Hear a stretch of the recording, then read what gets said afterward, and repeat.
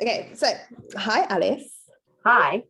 Hi, I'm so excited to have this conversation with you about just your experience going through the Career Changemaker program.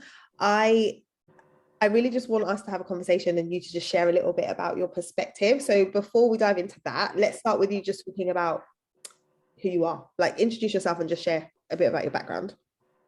Okay, I'm Alice England and I am General Counsel of Anglo Pacific Group PLC, which is a royalties streaming company that invests in what do we do? We invest in future-facing metals for a more sustainable world.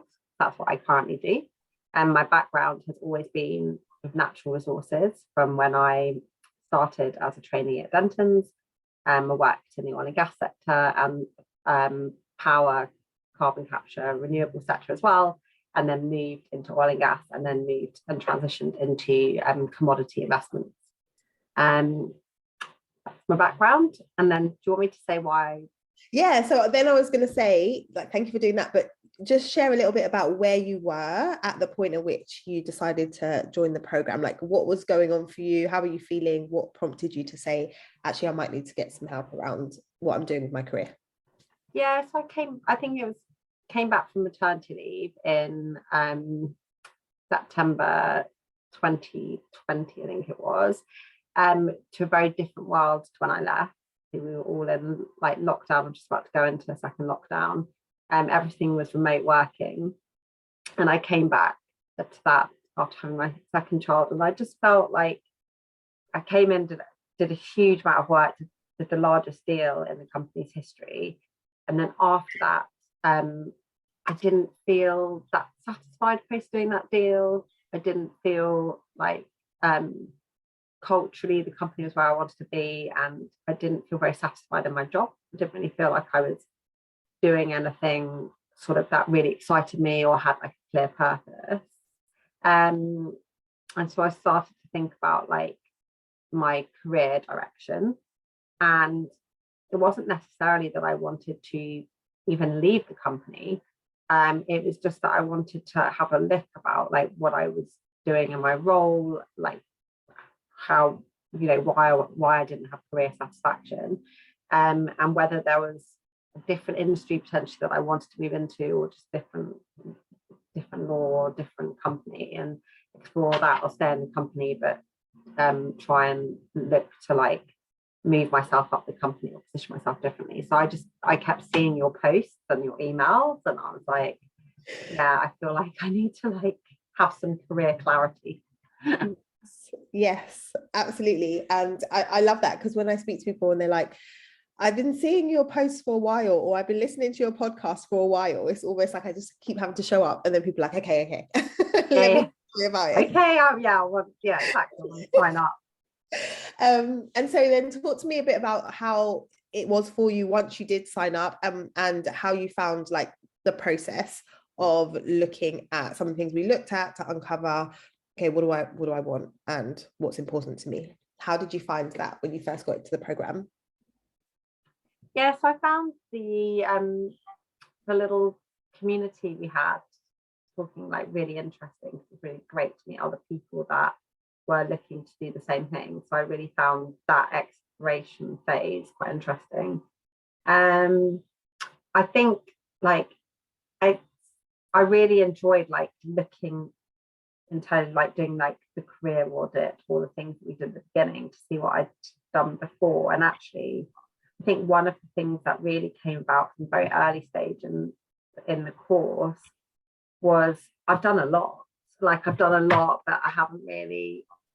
You always think, I'm not very good at staying still. I'm always looking to where the next step up is, or what the next thing is. I'm never very good at sort of saying, well done me, let's just enjoy this for a moment. And actually, when I look for a step back, I had only been at the company, I've only been at the company for 3 years. I was on maternity leave for 9 months of them, but in between that time, I've grown my team, I've become general counsel, I've got a huge amount of support from the board, and I've also done a deal that was the largest deal in the company's history. So actually looking back in those years, I have achieved a lot, and I probably needed to pause and congratulate myself a little bit and be like, why are you so unhappy? Like, there's a lot to be really happy about. And I think that was a really good thing to have come out of the course within, like, you know, the first phase of it, of the phase one. That was really where I sort of started to stop. And I think that's really good to have that audit and look back and be like, no, you're doing okay. Yeah. This is a good path that you're on. You've built a really good platform for yourself. Yeah, I think it's so important because, like you said, so many people are high achieving, and so it's just like onto the next thing, onto the next thing, and then sometimes that causes you to like minimize the impact that you've had or the value that you've already bought. So it was good for you to be able to reflect and say, actually, there's a lot in here, in terms of the experience that you've already gained and what you've been able to do in a short space of time in the organization. Exactly.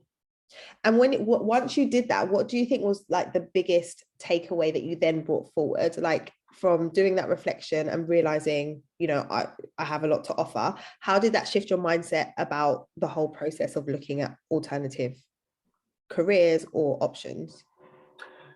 Yes, I think it made me realize that I actually am on I have a good platform at the moment, and I've spent a long time building like really good framework policies into a company, and I'm still not 100% convinced like this company will where I will be long term. But there's been some aspects of it that I've realized that actually the company that I work for has a very clear strategy, and it's towards sustainability and supporting the energy transition, which is something that's really important and prominent in all businesses right now. It's a company that is small but has really good ambitions. And I think what really then took me to where I am now is that I just sit at my desk and I do the day-to-day churn. And I don't need to do that anymore because I have somebody in my team who wants to learn and go up the ladder. And the only way she can is if she does the day-to-day churn and I sort of step away from that. And so I've really sort of learned to manage her better, empower her, and then in turn, okay, where does that leave me to have a bit more spare time? And I realized that I'm somebody that can't really sit at a computer screen all day because it makes me sad, and I really like people in contact, and that's not making me happy. And so I've sort of really elevated myself as a GC and gone out and met people in person, and I've really pushed this idea of raising my own profile, really getting myself my own sort of piece, like where I can promote the company, but also promote myself and network and expand and talk about some topics that I'm really interested about. And I think these are the things that have been lacking in my current job, and what's been making me sad is that I'm not a desk worker. Of course, I will do that work at the desk, but I can't do it 18 hours a day and get job satisfaction. I need to be meeting people, promoting, talking, because it's the things that I'm good at and the things I love doing. Yeah, and that's one of the things that I love about your journey, is that you were able to, in doing that introspection work and raising your level of self-awareness around, okay, what are my strengths? What do I like to do? You were able to identify, actually, I'm a people person. And so as a people person, how I'm doing my job is causing me to feel the way that I feel, but there's tweaks that I can make internally, because often we feel like I'm not satisfied, so I've got to jump ship and do something else. But what you've kind of done is there's a term for it, which is called job crafting, where it's like I have my job, but I'm going to craft the way that I do it so it aligns with me. And now that's allowed you to kind of step up and incorporate some of those things that you do enjoy and still execute your role and do well, but do it in a way that works for you, which is amazing, because you kind of shifted things without having to take a big leap out of. Yeah, and that's it. I think it's not always about jumping ship. And you know, there was a lot of opportunities that I looked at which were really exciting, and you know, didn't necessarily pull off. But even if they had, looking back retrospectively and having done some of the informational interviews that you do in the phase 3 of the course, and having spoken to people, I don't always think the grass is greener. You know, I want to go into a GC role of, you know, a sports and leisure company, which may be where I go in the long term. That's something I feel really passionate about. But the problem is that I've spent 3 years trying to get myself to really, for this company to really value the role of a GC beyond the legal work, because GCs are much more important than that. They have a role to play in culture, they have a role to play on the senior management team, and really trying to sell that role. And when I've been looking at other jobs, they don't necessarily see the GC as that. I'd have to go into the next 3 years and tell them about the role that I've got to play, and really show that I'm not just a legal person that's going to sit at a desk and draft loads of contracts. I also have a lot more to give. But I think it would take me a long time to do that again, unless I found a company that really matched my values and sort of valued the GC. And a lot of smaller companies that are starting up need bums on desks doing contracts, doing policies, doing all of that work. I've done that for 3 years now. I want to really point myself, and I think it was that realization of, you know, you can't just jump ship and expect the grass to be greener. It might not be. You've got to then put in that effort. And so I sort of really, since that course now, I mean, I'm quite amazed of sort of where I've taken myself in terms of promoting my profile, because I've done the podcast now with Harriet Brown, which I really enjoyed. Actually, I'm waiting to hear the recording, and I really took the 30-day plan that we put in place during one of our calls to, as you said, you know, the podcast is about just lessons learned and things like that, but I really also talked about what I want, my sustainability platform, why I got to talk about that quite a lot, actually, without it looking like I was plugging my own agenda, because it's not. It's actually something that's become part of my role at APG, but also at my NED position, something I feel very passionate about, and something I'm able to talk about now because it's something I really enjoy. And then also I'm definitely going to Dubrovnik. I'm doing a panel discussion in Dubrovnik on royalty and streaming financing. I've got that signed off, and I'm flying out in May. I'll be doing my first panel, and I'm looking to do something a bit more small scale before I go to Dubrovnik in May. One of our brokers does some diversity panel discussions. I might look to join one of them, or look to join a much smaller thing, just so I can get some experience. But yeah, I'm really enjoying that. Also, since that, I've been invited to become part of the Critical Minerals Association, which is a government lobbying body, which is to help the government really sort of understand how that they can support critical minerals projects in the UK, rather than always looking to export. How can we actually grow our own supply? And obviously, we're an investment vehicle in commodities. We don't invest in the UK because there's no good viable project. But if the government were to give more money in, we would then ourselves put more money into that business. So really enjoying that. And I've met some really interesting people, and I've got lots of coffees, and it's really like that. And I've just been invited because I joined one and got very vocal, and then been asked to come back. So I'm really enjoying that piece that I'm carving out.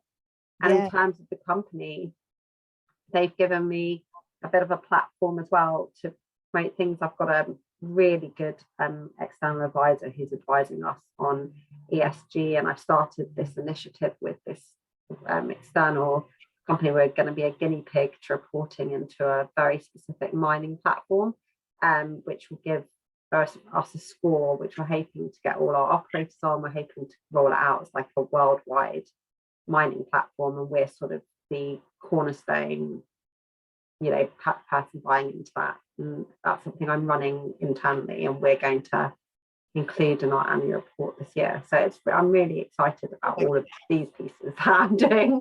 Well, because what I'm hearing, and this gets me so excited, is when you got to the place where you realized what was missing in your role, like you've then been empowered enough and motivated enough to say, okay, well, if this is missing, I'm not just going to sit here and wait for someone else to allow me to do these things. I'm going to start building my personal brand. I'm going to start networking. And from doing that, all of these opportunities are now opening up. So you've been on a podcast, you're about to be on a panel discussion, you're going to be involved in like more speaking opportunities, you've joined a board, like all because you're like, actually, this is where I am, I'm not happy, and I can make changes and take control of what I can take control of. Like, I'm excited. I'm so excited. It's so good to see. I'm just like, yay, go Alice. Yeah, and I'm really enjoying that piece, and it's just made everything a bit more exciting. It has helped as well that in between sort of doing, it was about 4-5 weeks ago, our boss, my current boss, resigned in November, and we didn't know who was taking over, but they've appointed our current CIO, who's like one of my biggest cheerleaders and really knows my value and my worth in the company. And I think this will be the first time that I've had a real boss cheerleader, and I'm very excited about what that could bring. But I think he won't just focus on me. I think he'll focus on the whole company. But it's something that is good because I don't have to keep saying like, I'm doing this job and it's really valuable. Yeah. He understands the job I do, and that's going to make my life so much easier. Yeah, I love it. And so, and you talked about us doing kind of the 90-day planning and like setting those milestones. How useful have you found that to have the benchmark of like, this is where I'm trying to get to, and then working backwards? Because it sounds like the things that you committed to doing, in doing. So I'd love for you to share kind of how your approach was before around goal setting and getting things done, and then how using this tool has changed things for you. Yeah, I think it helped having clear things booked in. So I was doing the podcast in January. We ended up slipping to February actually because of like all COVID.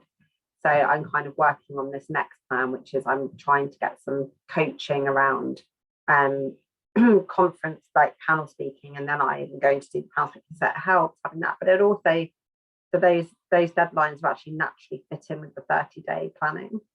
But I think it is, what I've realized about the course is that the course allows you to open the lid and dream about things that are big, and that's amazing.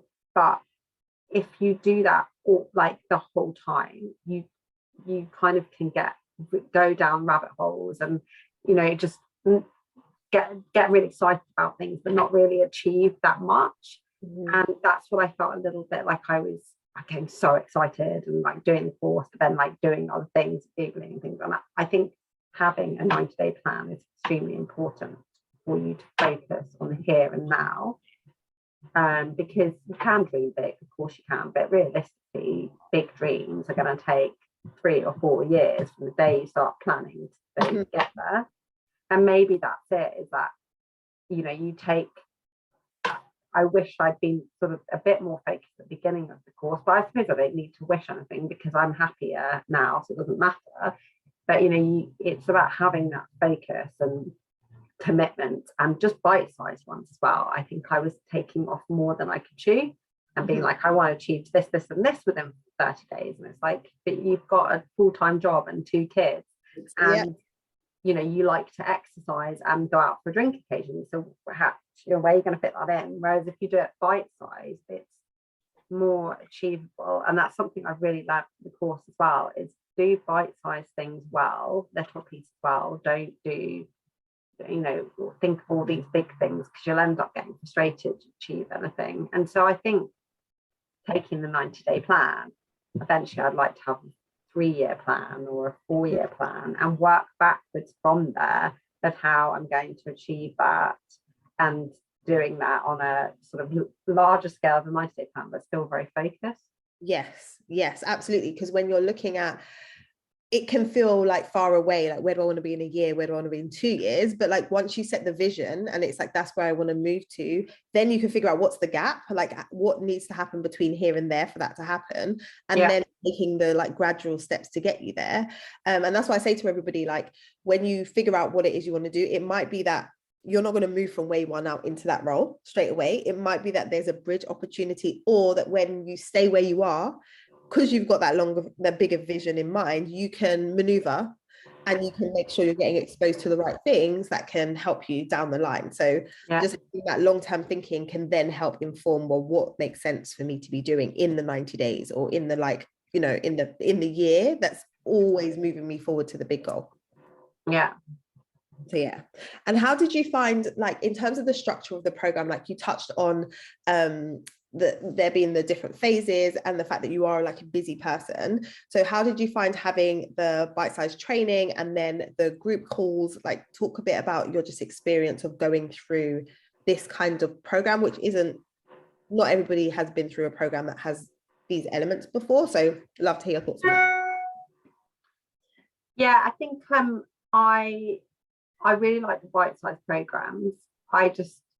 As I said, I wish I had more time to go through. I still want to finish the course because I still think there's tons of things that I can learn from that I'll either utilize in the future or maybe now in what I'm doing.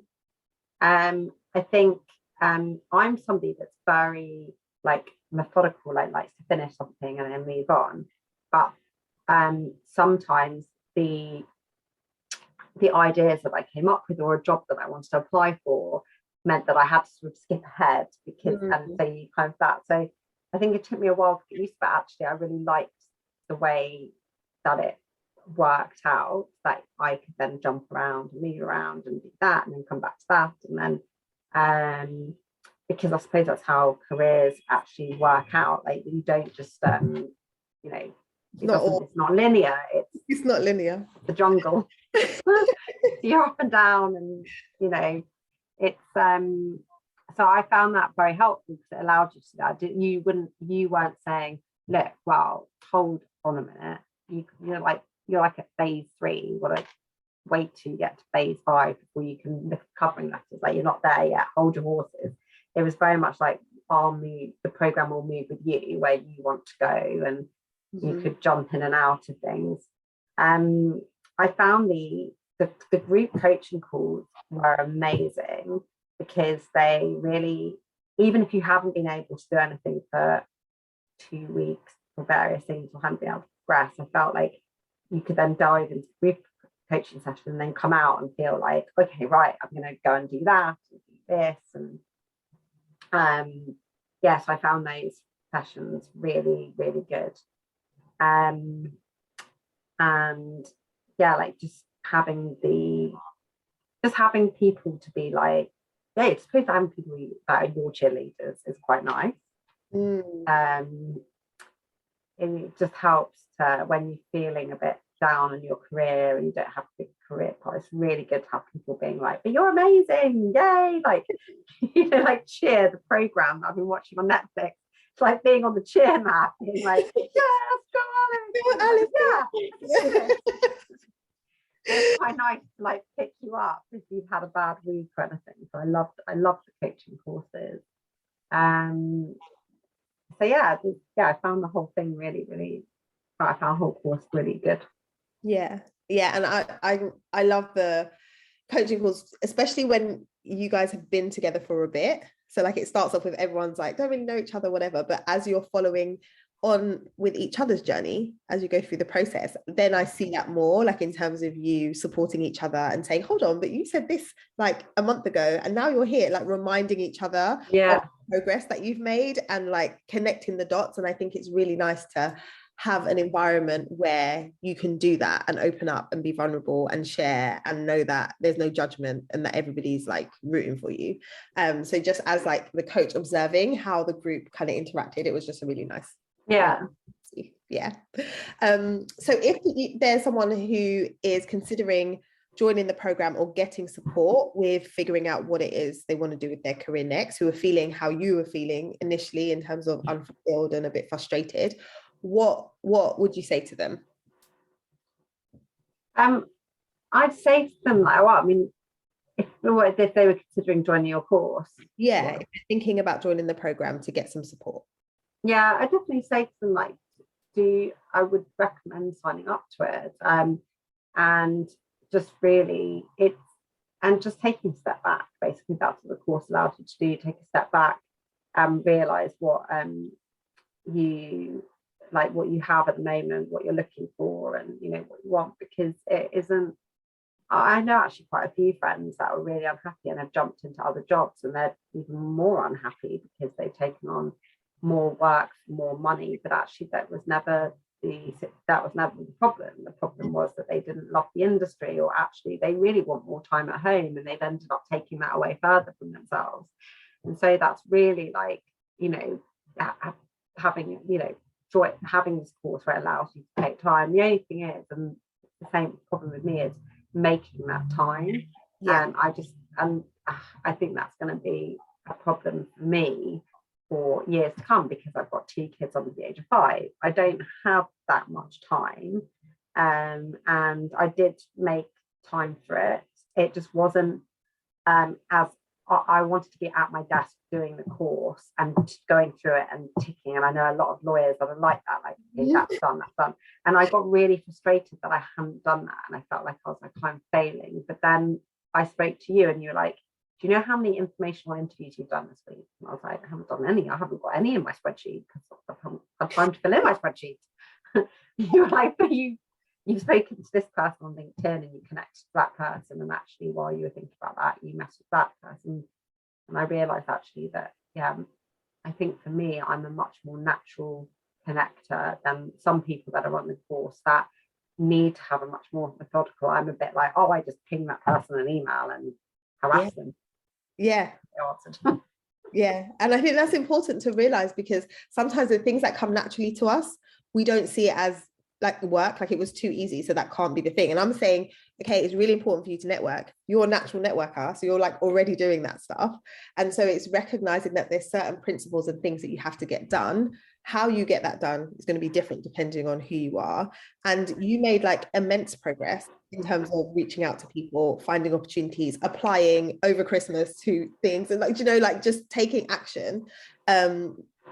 And so, yeah, even though it might not be like, okay, I've ticked all the boxes, you're still making progress. And so, yeah, it's good. And yeah, that's it. You just the progress in a different form, I think, as well. And then I'm working through the course now, but it's served its purpose to a point, because I picked up all the things I needed, and then there's maybe some other skills that I want to still access and do. And yeah, it's been like, I look back, I have done a lot and learned a lot through it. And I think the LinkedIn masterclass for me was really, really good and really insightful. And there's a lot more things that my LinkedIn, I've got so many more messages through LinkedIn and opportunities through that, just from changing my profile and changing my position onto that. Yeah. And learning the power of social media. Yeah. Oh, so awesome. So when you think back to where you started and then how you're feeling then, how are you feeling now about moving forward, and like what are you most excited about? Yeah, so I'm feeling a lot happier. I definitely was not in like a happy place work-wise. I feel a lot more happy. I feel empowered. I think my team feel more happy and empowered because I do, which is good. It's like the sort of, you know, effect of me feeling happier, then I'm in a position to empower somebody else.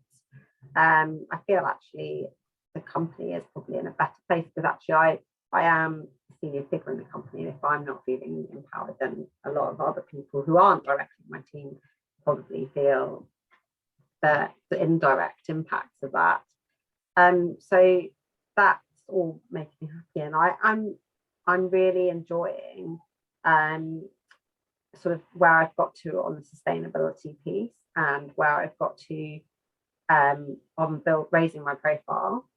But actually the thing that I'm looking forward to doing, and something I am now going to prioritize, is getting control of my like work-life balance. So I'm not going to, now I'm here and I'm happy, what old Alice would have done is gone, right, well, I need a new challenge. What do I need to do? I need to, like, you know, either, well, I am running a half marathon in 2 weeks. I'm a mountain, or like, yeah, or I need to like, right, I've got this poor position, I need this right now, I need to, like, you know, join a charity and run that, or take on something else. And I'm not going to do that. I really want to continue to work at my work-life balance. I'm only sort of 3 weeks into sort of just like coming out the course and figuring out like, you know, what I want to do. And I just need to consolidate now, not like grow, just consolidate, enjoy what I'm doing, really engage in what I'm doing it well, and just then walking away from the desk at an appropriate time, coming home, putting the kids to bed, having a glass of wine with my husband, and stopping coming onto my desk at 8 and being like, I've got this huge to-do list, I need to get it done, I need to do this. Like, no, everything needs to just wait. And I'm not going to wake up in my dream job like tomorrow. I'm very happy in my current job, and maybe it will stay like that, or maybe I'll go on to do something else. But I think, yeah, I've stopped focusing too much on work, basically.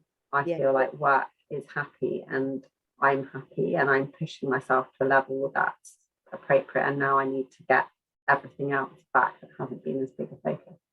Yay, I love it. And that feels like a full circle, because at the beginning we talk about like the wheel of life and, you know, the different elements, and just to hear you be like, actually got my wheel of life somewhere here, I think.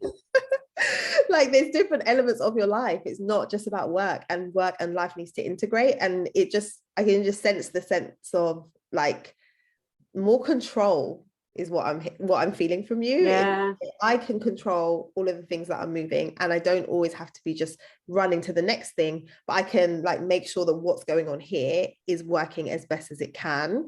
And so yeah, it's just so nice. I'm so glad. I think also I've learned, like, I always at work was always like, I have to get through this email, there's these things that you're doing, they have to be done now. And I just got into this stage of like everything needs to be responded immediately. And that's the nature of being working from home. It's actually, people think it's a really positive move for women. And yeah, it probably is, because it allows us more flexibility on pickups, but actually it has an overall negative impact. People think you're always available to respond immediately.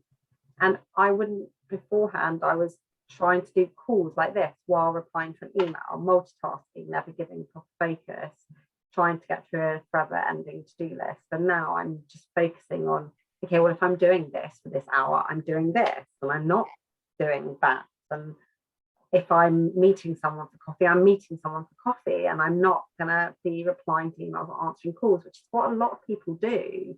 Yeah. And it's actually really stressful. It creates a really stressful environment. I'm focusing on the here and now, what that needs to be done, then I'll do that. I'm trying to break everything into bite size, a bit like, I suppose, like the course was, but like everything is bite size. Do that, focus, do it well, move on.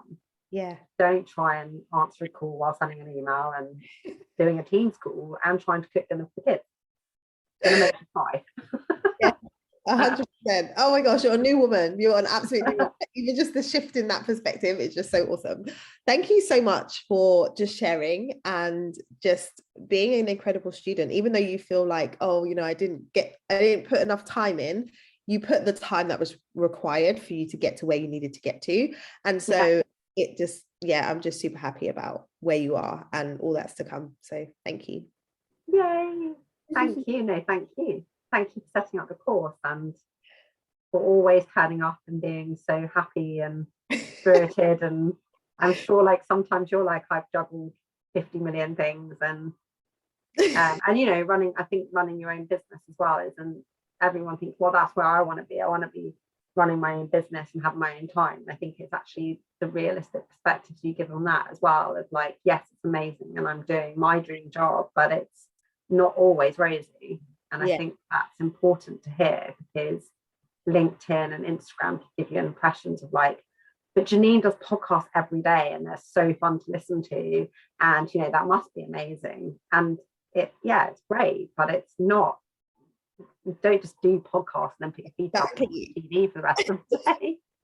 I wish it was that. I wish, but there's so much more. And I think it's nice because I get to share different aspects of my career change journey, like having gone from private practice to in-house to consulting to business. And so often I can share with clients, you know, this is the real of it. Yeah. perspective. And then that's part of the reason why I love working with like such a range of women from different backgrounds as well. So yeah, it's awesome. Yeah. Yeah, thank you for coming. Thank you, and well done you for setting it up. Thank you.